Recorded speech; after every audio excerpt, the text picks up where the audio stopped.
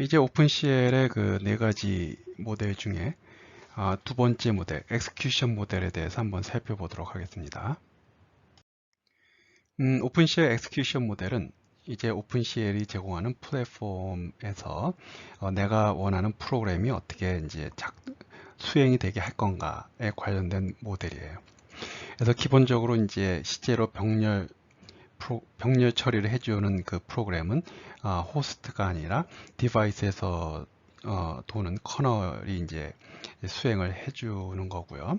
그래서 오픈CL의 이제 엑스큐션 모델은 바로 이제 호스트와 이제 커널로 이제 구성되어 있는데, 과연 호스트에서 어떠한 방식으로 컨텍스트를 만들고 커널들을 관리하고 그 커널들을 이제 수행을 시킬 건가 하는 이제 그것과 관련된 그 모델입니다.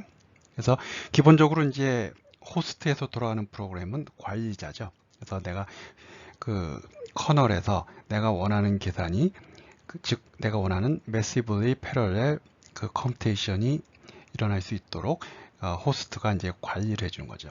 그래서 우리가 제일 처음에 그 살펴본 그 두 개, 뭐 사인, 코사인 나오는 그 두 개의 어레이를 병합하는 그 예를 들면, 일단 그 계산이 이제 디바이스에서 일어나려면 필요한 어레이, 인풋 어레이 두 개, A 어레이와 B 어레이를 CPU에서 GPU로 데이터 트랜스퍼를 해줘야겠죠. 그래서 CPU 메모리에서 GPU 메모리로 데이터 트랜스퍼를 한 다음에, 그 다음에 이제 그 각각의 데이터 아이템에 대해서 병렬적으로 그 사인, 코사인을 계산해서 두 A 어레이와 B 어레이의 각각의 원소값을 그 병합을 해서 그 C 어레이에 해당하는 위치로 라이트 해주는 그 프로그램이 각각의 그 데이터 아이템에 대해서 이제 수행이 되게 해주는 그러한 이제 커널 프로그램을 수행을 시켜야 되잖아요.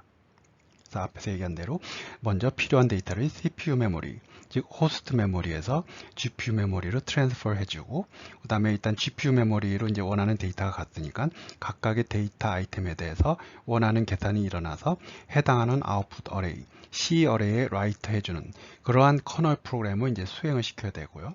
그게 다 되면은 이제 GPU 메모리에 있던 그 결과값을 호스트 메모리, 즉 디바이스 메모리에서 호스트 메모리로 또 데이터 트랜스퍼를 해주고, 뭐 그러한 거를 전체적으로 총괄하는 프로그램이 호스트 프로그램입니다. 호스트 프로그램은 그 CL 함수를 통해서, 즉 CL의 오픈CL에서 제공하는 API 함수를 통해서 이제 그 작업을 하는 거예요. 그래서 그거를 이제 하기 위해서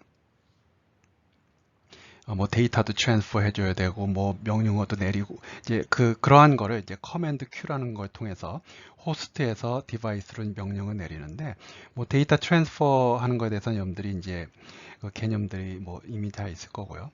그 다음에 이제 커널 프로그램을 어떻게 수행을 시킬 건가? 커널 프로그램을 이제 수행을 시키자 그러면은 지금 데이터 아이템이 몇 개가 있다. 아까 뭐 우리가 이해해서 1048 576인가요? 뭐 2의 20승계의 데이터 아이템계가 있다. 그들을 이제 앞에서 얘기한 태스크 그룹, 즉 워크 그룹으로 몇 개로 나눠라. 그 다음에 걔네들을 어떤 식으로 뭐 해라. 뭐 쉐어드 메모리, 즉 로컬 메모리를 사용해라 말야 하는 그런 정보를 통해서 그 내가 이미 그 어느 메모리 영역, GPU의 어느 메모리 영역에 필요한 데이터들을 옮겨놨으니까 걔네들을 이용해서 몇 개의 데이터 아이템으로 구성된 태스크를 네가 병렬적으로 수행해라 하고 이렇게 명령을 내려야겠죠. 그래서 이제 그거를 해주기 위해서 이제 가장 기본이 되는 호스트가 디바이스한테 어떠한 계산을 하라 하는 거를 이제 정보를 줘야 되잖아요. 그 중에서 이제 가장 중요한 게 우리가 여기 나와 있는 인덱스 스페이스를 정의를 해서 내가 풀고자 하는 문제에 대한 인덱스 스페이스, 즉 ND range라는 정보를 제공을 해줘야 됩니다. 그래서 이것이 이게 뭔지를 이제 잠깐 이제 보면요. 우리가 이제 그 커널을 서브밋 한다라고 하는데, 수행을 하기 위해서 이제 서브밋 한다. 이 호스트가 미리 준비를 해놓은 이제 뒤에서 얘기하겠지만 뭐 컴파일까지 다 해서 이제 엑스큐터블 형태로 준비를 해놓은 그 이제 커널을 수행을 시키는데, 그때 그 인덱스 스페이스라는 것을 정의해서 이러한 인덱스 스페이스에 해당하는 계산을 해라 하는 걸 이제 명시를 해줘야 됩니다. 이제 그거에 대해서 이제 잠깐 살펴보면 뭐 어려운 개념이 아니라 우리가 앞에서 다 한 거예요. 그 각각의 커널 그리고 커널 인스턴스는 각각의 그 데이터 아이템에 대해서 도는 프로그램입니다. 그러니까 각각의 데이터 아이템에 대해서 커널이라는 프로그램이 해당하는 그 컨텍스트를 가지고 그 컨텍스트 하에서 이제 수행이 되는, 우리가 그 GPU의 SIMT 모델에 대해서 살펴봤는데 바로 이제 그거하고 관련된 거예요. 그래서 각각의 커널 인스턴스는 각각의 데이터 아이템에서 도는데, 그럼 그 각각의 데이터 아이템을 우리가 이제 워커 아이템이라고 그런다 그랬잖아요. 워커 아이템. 그럼 각각의 워커 아이템, 즉 우리가 앞에서 본 예에서 1048576개의 데이터 아이템이 있을 때 각각의 아이템을 우리가 이제 워커 아이템이라고 그러고요. 그럼 각각의 워커 아이템마다 이름이 있어요. 이름. 이제 제일 먼저 대표 이름이 이제 글로벌 아이디라는 거예요. 글로벌 아이디. 그 워커 아이템의 글로벌 아이디. 우리가 그 데이터 아이템이 이렇게 쭉 있으면, 그러면 0번, 1번, 2번, 3번.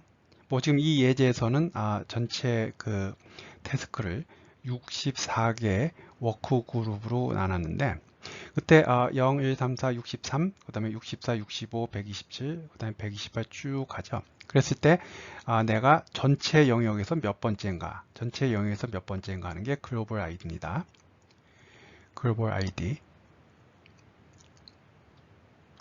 그래서 각각의 커널에는 먼저 글로벌 아이디가 각각의 그 커널 인스턴스에는 자기가 지금 처리하고 있는 그 데이터 아이템에 대한 글로벌 아이디가 이제 할당이 되고요.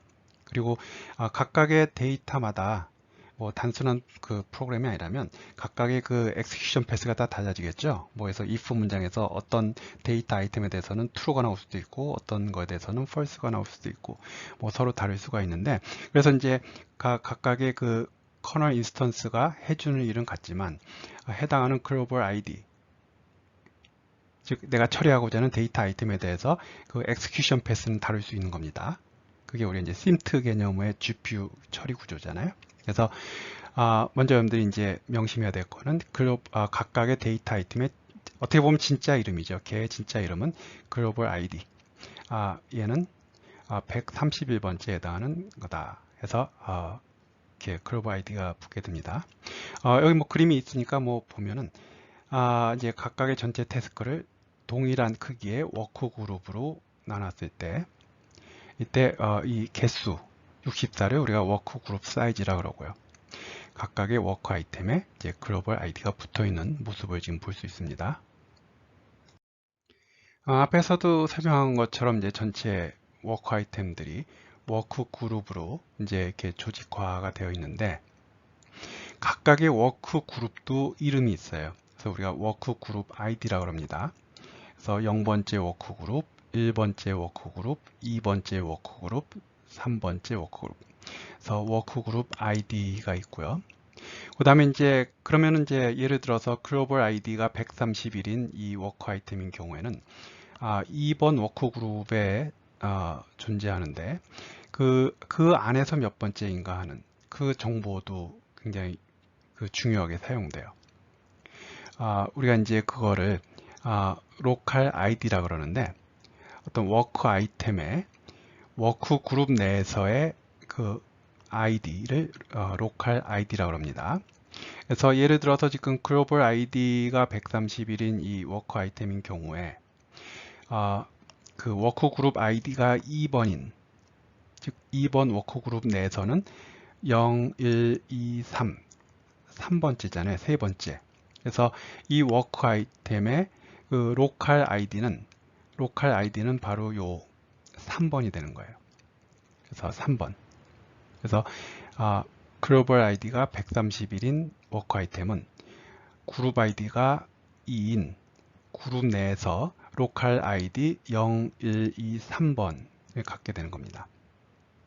그래서 그 어떤 워크 아이템이 주어졌을 때, 전체 스페이스에서 어떤 워크 아이템이 주어졌을 때 그 워크 아이템을 지칭하기 위해서 글로벌 아이디를 사용할 수도 있고요. 131.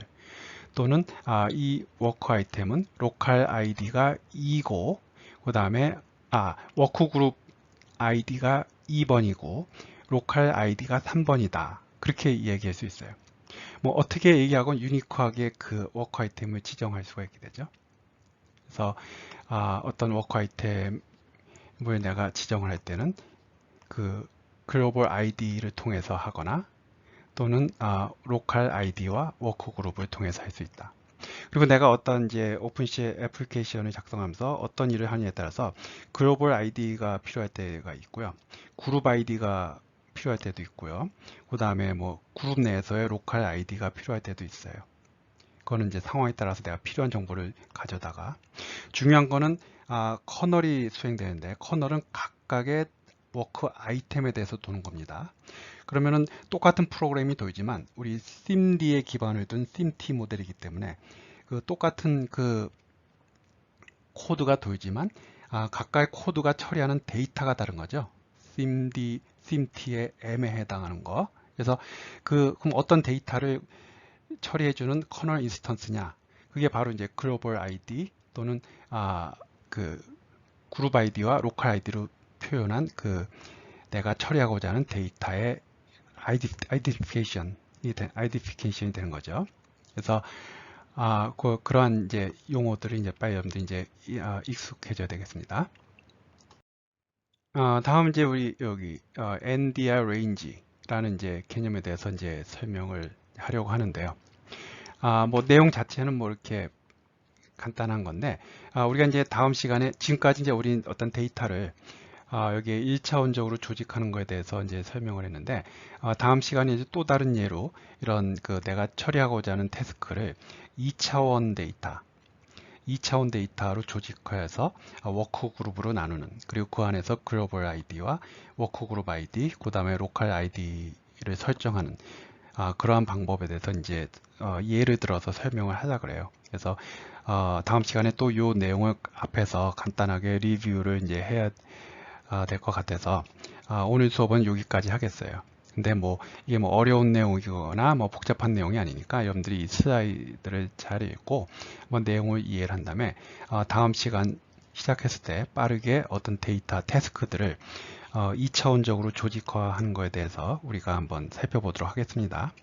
뭐 여러분들이 뭐 예를 들어서 영상 처리를 한다. 그러면 영상 처리는 우리 이미지는 2차원적인 데이터니까 1차원으로 조직화하는 것보다는 2차원으로 조직화하는 게 훨씬 더 자연스럽게 다가오겠죠. 그래서 내가 사용하고자 하는 데이터의 특성에 따라서 데이터를 뭐 1차원적으로 또는 2차원적으로 또는 여러분들이 이제 병원에 가서 뭐 찍는 뭐 CT나 MRI 데이터 자체는 3D, 3차원 데이터잖아요. 뭐 그런 거는 뭐 데이터를 3차원적으로 조직할 수도 있고요. 그래서 이제 그러한 것들에 대해서 이제 우리가 이제 빨리 익숙해져야 될 텐데요. 다음 시간에 여기서부터 이 개념을 다시 한번 빠르게 본 다음에 데이터를 2차원적으로 조직화하는 즉 이 2D, 2차원 공간에서의 인덱스 스페이스에 대해서 한번 살펴보도록 하겠습니다. 오늘 수업은 여기까지 하겠어요.